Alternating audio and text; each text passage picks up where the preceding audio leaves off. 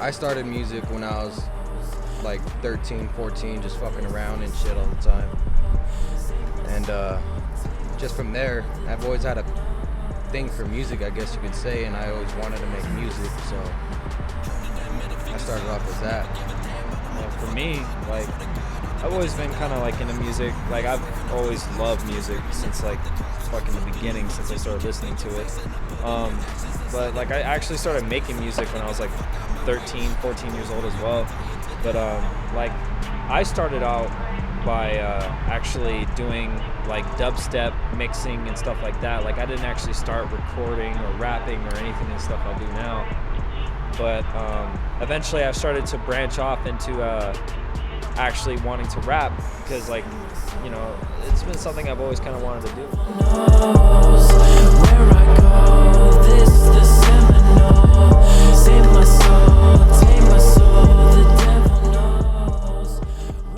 Music today, obviously, I would say it'd be like Puya, fucking love Ramirez, and Bones.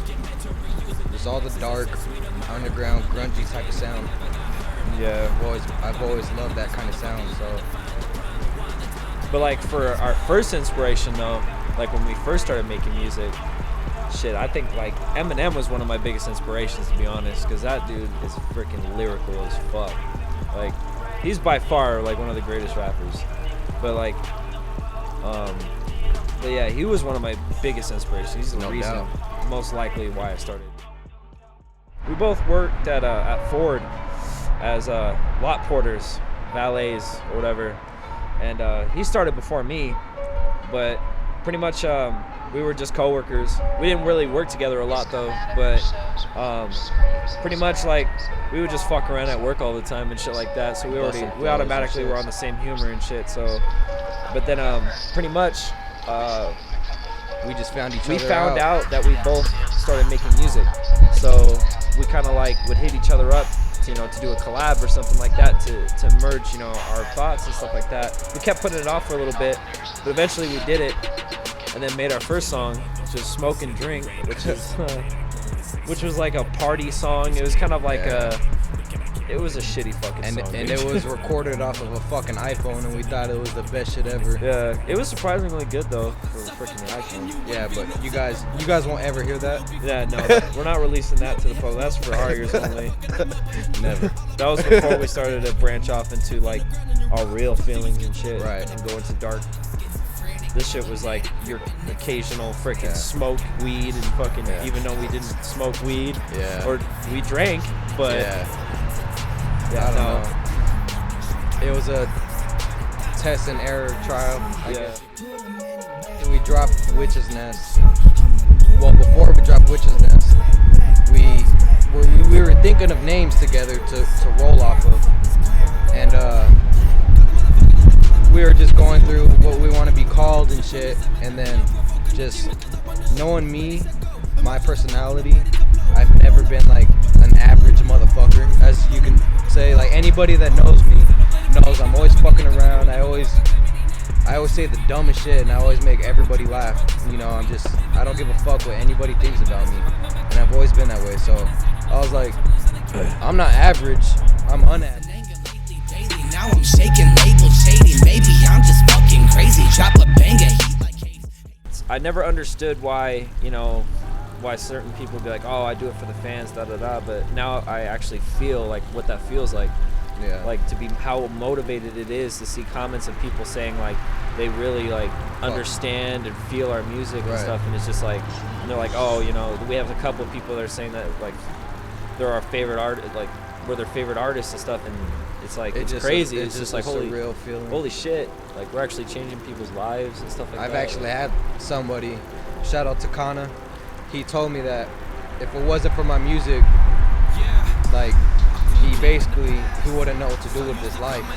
And like just shit like that, when our fans reach out to me and tell me that shit, is like we can't stop making music. We're ahead of their time. Fuck a fake friend, that's a need of my time. You can suck a dick for hating on my grind, but it's alright, cause I got a couple niggas with me that's been down for the count since Charles of the Hound. All of my proud on this dick, she gon' bounce. Couple of counts, used to sell by the pound. Hiding my problems, I'm drinking this jack, and I know that face still got my back. Never been a rap, still stayed in these facts. Reppin' UAV gang to the fucking max, little bitch.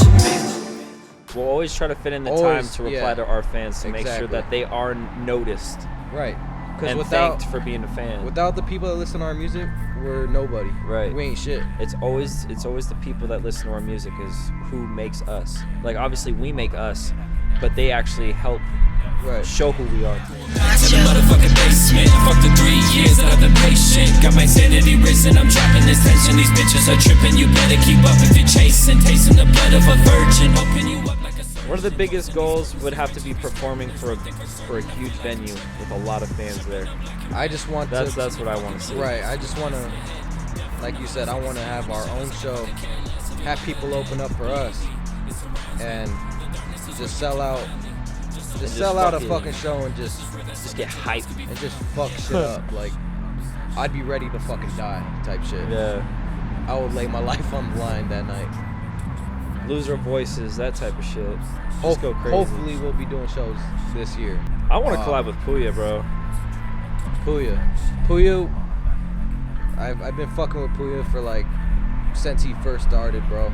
And I would love to fucking collab with Ramirez, Suicide Boys. A lot of people have been asking us, like, Unaverage Gang times Suicide Boys would be the fucking like the sickest collab ever, and you know, like that shit would be sick. Be dope to collab with them. Yeah. Better wear your crucifix. Coming for your head, I swear that I won't miss. Yeah. Cruising through my city so static. The whole reason why we rap about, well, I'm gonna speak for myself.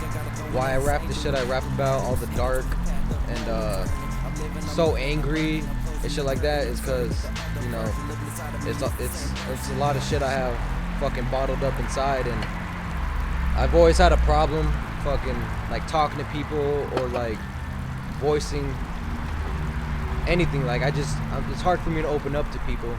So me just releasing it all on a track and me just using my mental to put it on my lyrics, it's